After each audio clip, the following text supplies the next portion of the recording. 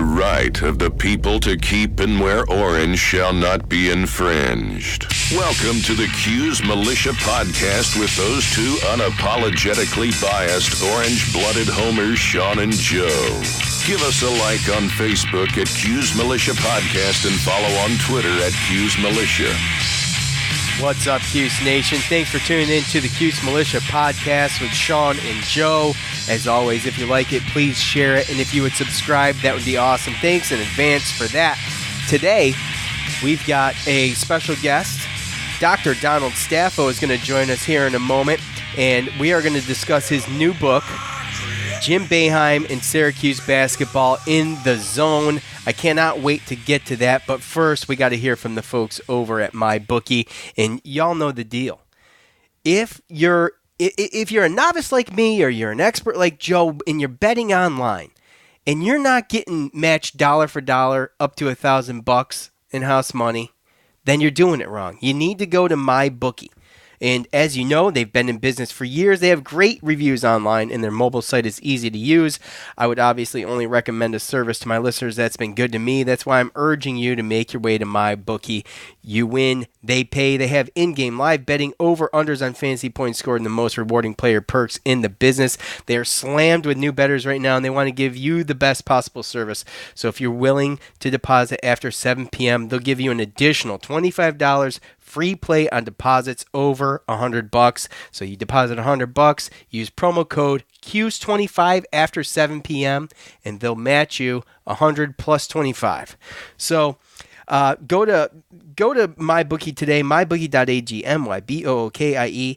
Now, don't forget to use the promo code CUSE25 after 7 o'clock, but if you're going to deposit before then, you just use promo code CUSE, and when you're creating your account, you use that promo code, and they will still match you dollar for dollar up to $1,000.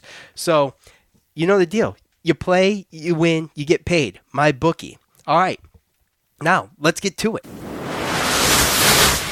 All right, join us now on the Cuse Militia Podcast is Dr. Donald Staffo. In 2013, he was inducted into the National Association for Sports and Physical Education Hall of Fame. He is the recipient of the 3 highest national awards given by the American Alliance for Health, Physical Education, Recreation, and Dance.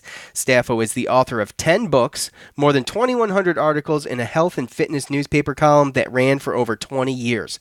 He has made 73 presentations on the national, state, and local level. He has served on 35 editorial and advisory boards, and for the last 30 years, he has covered University of Alabama football and basketball for the Associated Press, as well as other publications. The list of credentials go on and on. We could do an entire show on that, but we're here to talk to Donald about his new book, Jim Boeheim and Syracuse Basketball in the Zone. The foreword is written by Syracuse legend Dave Bing. Basketball commentator Dick Vitale, who Syracuse fans know well, gave his endorsement on the front cover, saying, "A must-read for Syracuse basketball fans. Thumbs up." Boeheim's teammate from Syracuse, Rich Duffy, said, "It's a terrific book. Don Staffo nailed it. It's true, it's accurate, it's a great read, and it's better than Jim's book, Bleeding Orange." And I told Jim that. All right, so thanks for taking the time out today to talk to us about your book, Don. How you doing? Good. Thank you for inviting me to be on your podcast, Sean. Absolutely. So you've written 4 other books about Alabama, and what exactly was it that interested you in writing a book about Jim Boeheim and Syracuse basketball? Well, I grew up in upstate New York, about an hour east of Syracuse. I'm a lifelong fan of the Orange. I remember going to football games in Oxbow Stadium, basketball games in Manley Fieldhouse. I could remember I had season tickets for basketball. I could remember the zoo section, the student section, the zoo in Manley Fieldhouse. Sure. And I described that in detail in the book. And not just me, but I asked players that Boeheim first recruited, Roosevelt Bowie and Dale Shackelford and Louis Orr, their description of the zoo. So I go back that far. And then Boeheim being the second winningest coach is reason enough to write a book, but there's a lot more than that. Boeheim is a polarizing figure. There's some people that like him, there's some dislike him for whatever reason. So I try to deal with those issues in a fair and balanced way, not just from my perspective, but I asked Patino about it, I asked Krzyzewski about it, Vitale. I brought the issues up and their responses to all those of the critics and so forth. That's all in the book. I have a section called Point Counterpoint, where I describe this side of the issue, that side of the issue. So it's there's again, I'm a fan of Syracuse, and right. He's a polarizing figure amongst fans too. So you've got the group of people like I would say I'm a Jim Boeheim apologist. I will make the case for Jim Boeheim any day. But you've got people, and a lot of them are good friends of mine that think Syracuse at this point with the talent they've had should have more national championships. But so you kind of address that situation? That's the type of thing I deal with. That's just one of several. Okay. All right. Well, can you briefly take us through the process, that you used to write the book? Well, like I said, I've been a Syracuse fan. Around 2010, I started to write the book with the idea that Boeheim was going to retire in the next 2, 3, 4 years, which was speculated widely back then. Yeah. But then, then now he wants to coach Buddy. Right. So I said, I can't wait 4 or 5 more years. So I started it in 2010, and I've been working on it off and on periodically for about 8 years. So I talked to probably about 150 people over that course of time, maybe more. Basically, the bulk of the book is on the people who know Boeheim best. Right. For example, I talked to his best friend growing up in Lyons, New York, with a series of interviews. His teammates, spent a lot of very lengthy interviews with all of his teammates who knew him when he played at Syracuse as a student, as an athlete, as a person, and the coaches who know him the best. Krzyzewski is one of his best friends, Patino, Vitale. So when you talk to a lot of people, as you know, they're all going to give you a similar story or a similar take. And that happened a lot. All that is not in the book because when they said similar things, I chose to go with the people who I thought were more credible and knew him the best. So that, as the bulk of the book, I also did an awful lot of research all through the 8 years.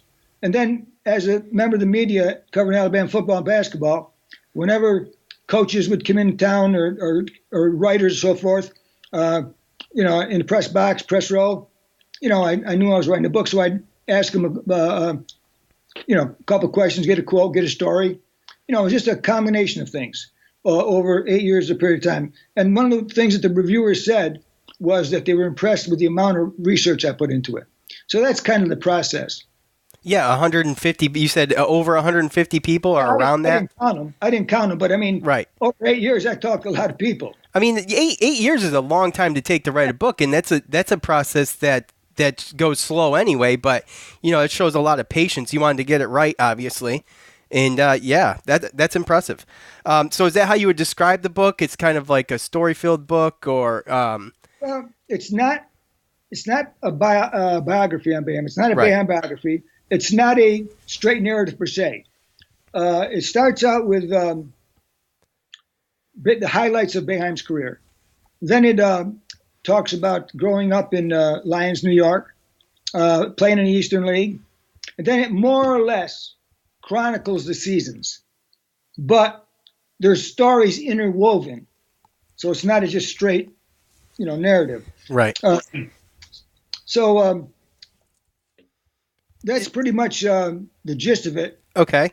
Is there any is there sections in the book or parts of the book that Syracuse fans might be more captivated by? Something that they would maybe something they didn't know or would be excited to hear? Yeah, I think there's depends. It all depends on what interests the particular right. reader. Right. But I think there's chapters on the beginning of the Big East, the rivalry in the Big East, the Carrier Dome, John Thompson rivalry. Yeah, that's all detailed. Awesome. The rivalry with UConn. Sure. Then I got an entire chapter on those three, the rivalry between Syracuse, Georgetown, and UConn. That's a separate section all by itself. It just covers a lot of. Here's what I think what's going to interest people. Okay. In my opinion, with the Carrier Dome, with the TV exposure, with those rivals we just talked about, Syracuse was in the limelight nationally. I think at Syracuse, a lot of unique things happened there. And I think that, to me, Syracuse seemed to do things with a little more pizzazz.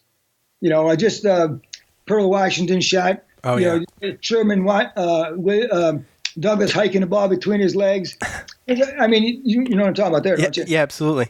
There's a whole bunch of these things that go on at Syracuse with just a little more pizzazz. It's like Harlem Globetrotter stuff. Yeah, yes. I can't think of his name. Dennis Duval in the when he was playing in the late '60s or early '70s, I forget. He had that Globetrotter routine. I mean, the Manly Fieldhouse was rocking. Right. So yeah. Just the whole thing was to me a compelling story and an interesting story. And being a Syracuse fan, I just felt I could tell this story in an interesting way that people would enjoy reading it. Speaking of that, and some of the reviewers noted your writing style, that it's kind of a unique writing style. I mean, what do you think? Obviously, we haven't read the book. It's not out yet. But what do you think they meant by that? Well, the way I speak about this book is I try to paint a picture. I try to write descriptively. We talked about the Manly Fieldhouse atmosphere. Yeah. There's mini bios in there on Pearl Washington, Carmelo, Anthony, G-Mac, Billy Owens, Derrick O. I try to describe it, and whether we're talking about people or events or whatever, in a way that if you remember it, you kind of relive it. And if you were too young, you'll get an idea of what it was about. Right, So which is... on purpose, I tried to write it descriptively like that, and I tried to paint a picture so you can kind of see and envision what was really going on. I tried my best to do that. So I try to be a little creative in places to do that. Yeah, well, there's a lot of young fans. I mean, I'm only pushing 40 myself, so I remember, the Sherman Douglas, Derrick Coleman, Ronnie Cycli, and the Pearl days and stuff like that. But beyond that, you've got to read about it. So also, I try to do a real descriptive job of the 6 overtime game with UConn. Oh yeah, yeah, Duke 1, Duke 2. Syracuse, Duke 1, Duke 2. Sure. When C.J. Fair was called for the charge, was against the national championship game. I tried to write these things, like I say, descriptively, so that if you lived it, you remember it. If you don't, you get some idea of what it was about. So that's what I would call unique. The way I try to do that. Well, what in the book? What part of the book, or what's maybe one of the stories that you would pick out as a Syracuse fan as one of your favorite? Well, I think the chapter with Boeheim as a player with Bing, how all his teammates describe Boeheim. You got to remember, these are his friends to his day, but they didn't hold back. They were honest in their opinions and the way they described them, and it was funny. So I think that was funny. Want me to read just an excerpt on something else? Oh, absolutely. That'd be great. See how I do on an excerpt here. But I didn't do this interview, but Dana O'Neill. I mean, you heard. Okay, Pitino may have recognized that Boeheim was smart, but USA Today columnist Dana O'Neill reported about a time Pitino thought he had a leg up on his boss. Pitino told O'Neill that the two were recruiting Rich Shrigley, and since Pitino had the most contact with Shrigley and therefore knew the most about him, that he would do all the talking when the two went to New Hampshire for a home visit. I got this. I know everything about this kid. I'll do all the talking, a confident Pitino told O'Neill, emphasizing that he repeated that to Boeheim to let the head coach know that Pitino thought he had an edge up in prying Shrigley away from North Carolina State, which was also pursuing the young man. In pushing Syracuse, Pitino pointed out how Shrigley would be a better fit for the Orange than he would be for the Wolfpack when Shrigley's mother interrupted by saying, "Yes, I told Norman that." Surprised that the mother referred to NC State coach Norman Sloan as casually by his first name, Boeheim piped in, "Do you know Coach Sloan?" "Yes, he's my brother." Taken back by his lack of awareness, Pitino said, "After that, I didn't say a word the rest of the night." Recalling the recruiting trip, and though he had lost the recruit, Boeheim, who remained lifelong friends with Pitino, thought the coincidence was hilarious. "Yeah, I'll do all the talking," he kept telling me. That's excellent. So that's what I talk about, interweaving a story in with the, a chapter, so it breaks the flow, and that's kind of what I'm talking about. It's not a straight narrative. Right. Real quick to go back, you mentioned Duke 1 and Duke 2. Those were like such intense games. Brings you back to almost, a lot of Syracuse fans say, as far as basketball goes, that Syracuse Duke would be a new rivalry, but I kind of feel I see part of that, but on the other side, Duke has UNC. But those two games where they won the first one, and then C.J. Fair gets called for the charge on Rodney Hood. So I have to ask you, was Rodney Hood in position to take that charge? It depends. Depends what coach of what team. If you ask Boeheim, he's going to say, that call went against us. If you ask Krzyzewski, he's going to say, no, it was a great call. Right, absolutely, yeah. So, well, that was the the old the classic tearing the coat off game where he was ejected, and that was the second game, was it? That was the yes, it was the year after, same year. I'm sorry, it was the same year as the second game. Yeah, all that's why Duke 1, Duke 2. That's all described too. That's hilarious. Right, is okay. That will be my favorite part. Okay, that's hilarious. Because my brother and I, we grew up in Syracuse in a house full of Syracuse fans, and my brother was so spiteful. This was probably late 80s, early 90s. The kid was so spiteful that he could not stand all of us cheering for the Syracuse Orange, that he became a Duke fan. So I've had, and he was younger than me, so I've had this animosity towards Duke for a long time, long before Syracuse entered the ACC. So I'll be looking forward to that. But you know that Syracuse and Duke will never become the rivalry of Georgetown, UConn were. You know why? Because Pitino and Krzyzewski and Boeheim are best friends. Yeah, they're good. They're really close. Yeah, Krzyzewski even said, he says, I can never envision them being rivalry because they got too much respect for each other. I think because he respects Jim Boeheim so much. I mean, you can see it in post-game press conferences and things. You can tell the mutual respect there, and it kind of it makes Syracuse fans, at least for me anyway. I can't speak for everybody, but for me, it makes me like Krzyzewski. Like, I respected the guy, but I respected him, but he's a likable guy. I mean, he's brilliant. And Boeheim said there was no love lost between him and John Thompson. Oh, I bet.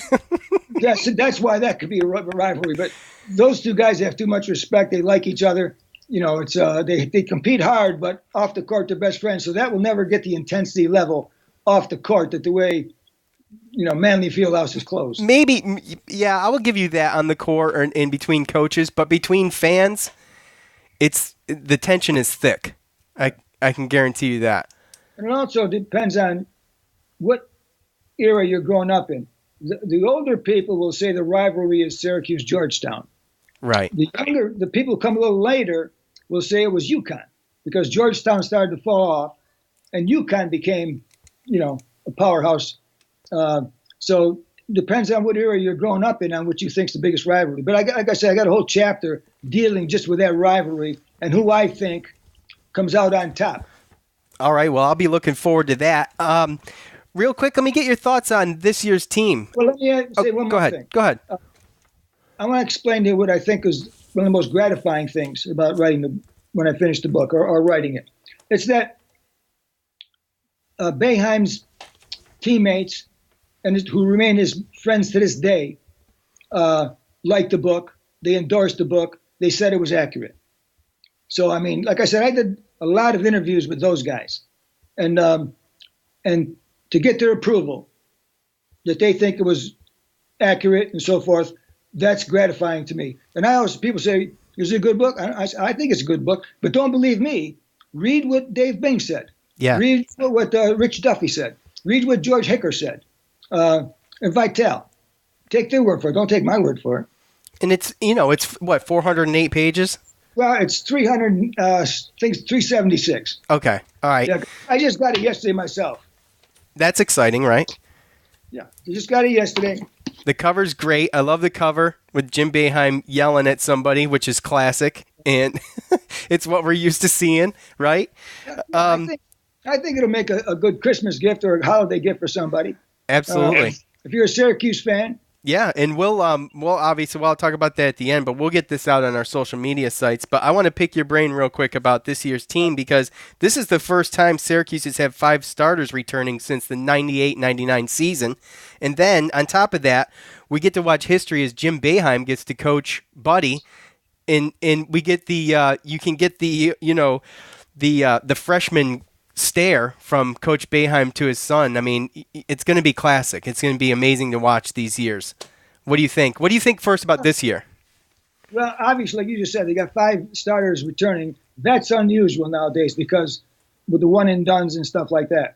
But he's got 5 coming back. They went to the Sweet 16 last year. So, the core is there. They're a year more experienced. They know the system. They know the defense. And then he's got some good kids coming in to supplement. Mm-hmm. As always, he's got people who can play multiple positions. And this year, compared to last year, he's got a lot more depth, which means that he can substitute more and apply pressure more. He can run more without being afraid of getting in foul trouble. So everything looks like if last year was pretty solid, especially at the end, this year should be better. Yeah, absolutely. And you've got, you mentioned about, you don't get the 5 starters returning often. Right. And the big part about the turnover rate, especially with Syracuse basketball, is the defense. It's always that it takes those few, non-conference games to get through where you have to have the team learn the defense. The defense was awesome last year, and they struggled. The defense was awesome. They struggled offensively because Tyus Battle had to carry that team largely by himself some games. But this year, there's all sorts of options, and I think Boeheim plans on going 10 deep. So how do you see it offensively? Obviously, well, they got a lot more firepower. Yeah. They got some three-point shooters. Buddy Boeheim's a good three-point shooter coming in. Yeah. They'll be good offensively. Last year, their defense, was the reason they won those games. But this year, he's got some firepower, and he's got the three-point shooters, and Tyus Battle will not have to carry the team on his shoulders. He wanted to be the big man every time out. And it's going to make everybody look fresher, especially toward the end of the game, overtime games. So it's going to be a big difference. Yeah, I can't wait. And the book comes out November 13th. But is there anything else you want to add to wrap this up? If anybody wants it, a signed copy or a personalized copy, they can email me at dstaffo64 at gmail.com, dstaffo64 at gmail.com, and I'll send them a signed personalized copy because the publisher's in New York City. So I'm going to go up to Syracuse and do some book signings the week, I think, November 4th through the 10th. I'll be up there. But except for that, if they want signed personalized copies, they'll have to order through me, dstaffo64 at gmail.com. All right, and I will put all that out on my social media sites along with our discussion here. Again, the book is called Jim Boeheim and Syracuse Basketball in the Zone, and the foreword is written by Syracuse legend Dave Bing, and you've got all sorts of endorsements on there, and the front cover endorsement is from Dick Vitale. So go out, great Christmas gift. One more thing on Dave Bing. Sure. I just was looking for Dave Bing just to endorse the book. But when my communication with Dave, he liked the book. He really liked it. He really said it's an outstanding book. I said, Dave, would you like to do the forward? So then he said, yeah, I'll be happy to do the forward. And I read that, actually. Yeah. He said, yeah, I'll be happy to do it. So that's how that happened. But I just looking for him to endorse it like anybody else. But I said, do you feel like it that much? I'd appreciate it. He said, sure, I'm happy to. Well, that's awesome. I really appreciate you coming on. I really look forward. Like I said, I pre-ordered mine, and I may even hit you up on email. So, right. And I might give the one I just bought off of Amazon away for Christmas, and I think I'm going to hit you up on email. I'll sign it for you. Awesome. That would be great. Dr. Donald Staffo, thanks again for joining us. Again, the book is called Jim Boeheim and Syracuse Basketball in the Zone. I really appreciate you coming on. Thank you for having me. I really appreciate it. I enjoyed it. Well, there you have it. He enjoyed it, and I hope you did too. I know I did. So go out, make us look good, pre-order this book.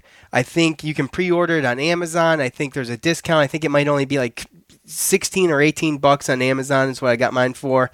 But what I would do and what I'm going to do is I'm going to give my Amazon copy away, and I'm going to email him at dstaffo64@gmail.com. That's DSTAFFO64@gmail.com. Tell him you want a personalized copy. You'll pay for it, of course, and then he'll send it to you just like that. You know, it's not every day that a book comes out on Jim Boeheim and Syracuse basketball, so especially one that's this extensively researched, you know, since 2010 he's been writing the book. Hell, it's almost 2019, it's not even out yet. So I want to give Dr. Donald Staffo special thanks for taking time out of his day to join us. It means a ton to us. I hope you enjoyed it. So that's it. Until after UNC, for Joe, I'm Sean. We're out. This has been the Cuse Militia Podcast with Sean and Joe. Be heard. Contact us on Facebook at Cuse Militia Podcast and tweet at us using #CuseMilitia.